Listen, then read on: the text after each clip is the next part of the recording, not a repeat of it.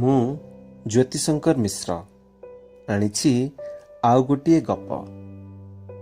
ଗପର ନାଁ ସ୍ମୃତିରେଖା। ଆଜିର ଏଇ କାହାଣୀଟି ମୋର ନୁହେଁ, ମୋର ଜଣେ ଭାରି ଘନିଷ୍ଠ ସାଙ୍ଗର। ମୋ ପରି ସେ ବି ବ୍ୟାଙ୍କରେ କାମ କରେ। ଭାରି ଉଚ୍ଚାଭିଳାଷୀ, ଭାରି ପ୍ରତିଭାବାନ। ନୂଆ ନୂଆ ଚାକିରି କଲାବେଳେ ଆମେ ଦୁହେଁ ଗୋଟିଏ ଶାଖାରେ ଥିଲୁ, ଶିଳ୍ପାଞ୍ଚଳ ଶାଖା। କ୍ୱାର୍ଟରରେ ରହୁଥିବା କାରଖାନାର ଶ୍ରମିକ ଆଉ ଅଧିକାରୀଙ୍କର ଆମ ବ୍ୟାଙ୍କରେ କାରବାର ହୁଏ। ସେହିମାନଙ୍କ ସହ ଆମର ମିଳାମିଶା ହୁଏ। ସେଇଠି ମୋ ସେହି ସାଙ୍ଗର ଗୋଟିଏ ଝିଅ ସହ ସମ୍ପର୍କ ଗଢ଼ି ଉଠିଥିଲା। ସେ ଝିଅ ଏତେ ସୁନ୍ଦର ଥିଲା ଯେ ଏତେ ସୁନ୍ଦର ଯେ ସେ ସବୁବେଳେ ପ୍ରଶଂସା କରେ। ମାନେ ମୋ ସାଙ୍ଗ ଦୁଇ ଜଣ ଯାକ କବିତା ଲେଖନ୍ତି ବୋଲି ମାସିକିଆ କବିତା ଆସରରେ ସେମାନଙ୍କର ଭେଟ ହୁଏ। ୟାର କବିତା ଶୁଣି ସେ ଲାଜେଇ ଯାଏ, ତଳକୁ ମୁହଁ ପୋତି ହସୁଥାଏ। ଆଉ ଇଏ ତା କବିତା ଶୁଣିଲା ବେଳେ ୟା ତା ଆଡ଼କୁ ଅନାଇ ଅନ୍ୟମନସ୍କ ହେବାର ଅଭିନୟ କରେ। ମୋବାଇଲ ଫୋନ ନୂଆ ନୂଆ ଶସ୍ତା ହେଉଥିଲା ସେତେବେଳେ। କମ୍ ପଇସା ଖର୍ଚ୍ଚ କରି ବେଶୀ କଥା ହେବାର ସୁଯୋଗ ନଥିଲେ ସଞ୍ଜବେଳେ କି ସକାଳେ ପାର୍କ ଭିତରେ କି ରାସ୍ତା କଡ଼ରେ ଦୁଇ ଜଣ ଭେଟିଥାନ୍ତେ ଆଉ କଥା ହେଇଥାନ୍ତେ। ଫଳରେ ଟାଉନସିପ୍ ସାରା କଥାଟା ପ୍ରକଟ ହେଇଯାଇଥାନ୍ତା। ଏମିତି କିନ୍ତୁ ଖୁବ୍ ଗୋପନରେ ସମ୍ପର୍କ ବଢ଼ି ଚାଲିଥିଲା ସ୍ୱପ୍ନିଳ ଭବିଷ୍ୟତ ଆଡ଼େ। କି ମିଠା ଥିଲା ସେ ଅନୁଭୂତି। ସେ ସବୁବେଳେ ଆସି କହେ, ବହୁତ ଗପେ, ବହୁତ ବୋର କରେ। ଝିଅର ବାପା କଥାଟା ଜାଣିଲେ। ଝିଅର ପସନ୍ଦ ତାଙ୍କୁ ବି ପସନ୍ଦ ହେଲା।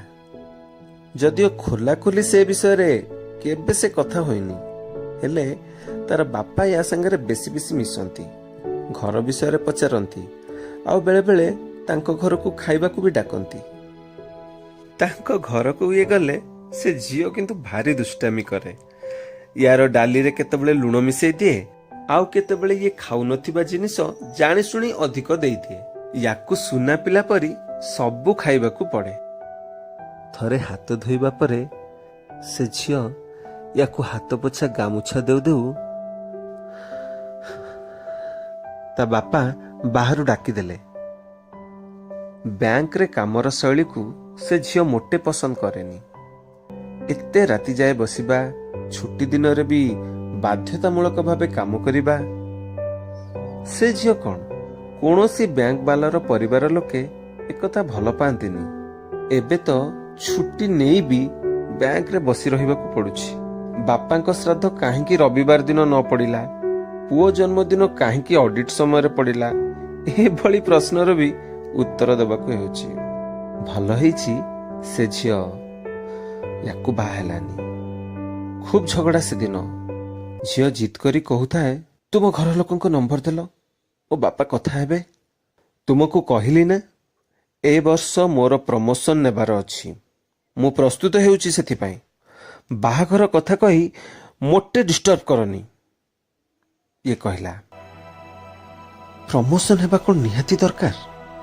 ଏବେ ବାହା ହବନି, ପ୍ରମୋସନ ହେଲେ ବଦଳି ହେଇ ଚାଲିଯିବ, ଆଉ ଦେଖା ବି ହେଇପାରିବନି ତୁମ ସହ। କ'ଣ ଏମିତି ଛୁଆଙ୍କ ପରି ହେଉଛ? ବ୍ୟାଙ୍କ ବାଲା ସ୍ତ୍ରୀ ହେବାକୁ ହେଲେ ବହୁତ କିଛି ସ୍ୱାର୍ଥ ତ୍ୟାଗ କରିବାକୁ ହୁଏ।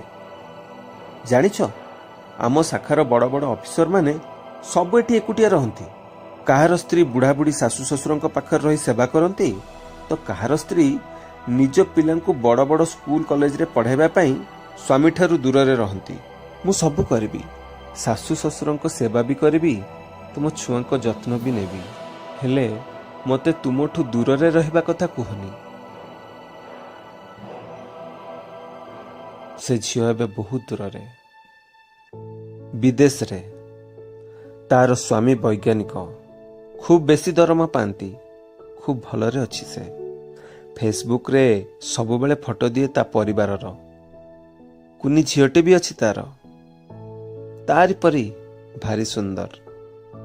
ତା ସ୍ୱାମୀ ବି ତା ପାଇଁ କବିତା ଲେଖନ୍ତି, ରୋମାଣ୍ଟିକ କବିତା। ଫେସବୁକରେ ପୋଷ୍ଟ ବି କରନ୍ତି। ହେଲେ ତାଙ୍କ ଲେଖା ଗୁଡ଼ାକ ଏତେ ବାଜେ ହେଇଥାଏ ଯେ ମୋ ଲେଖାକୁ ତୁଳନା କଲେ ତାଙ୍କୁ ମୁଁ ନିହାତି ଅପଦାର୍ଥ ଭାବେ। ମାନେ ମୋ ସାଙ୍ଗ ମୋଠୁ ଖୁବ୍ ଭଲ ଲେଖୁଥିଲା ବେଳେ ସେ ମୋଠୁ ବି ଖରାପ ଲେଖନ୍ତି। ସେ ଝିଅ ଏବେ ଖୁବ୍ ଖୁସି ଥିଲା ପରି ଲାଗେ, ଆଉ ମୋ ସାଙ୍ଗ ଏବେ ବି ଧାଉଁଛି। ମାନେ ମୁଁ ବି ଧାଉଁଛି, ଆଉ ଆମେ ଜାଣିନୁ କେଉଁ ଆଡ଼େ।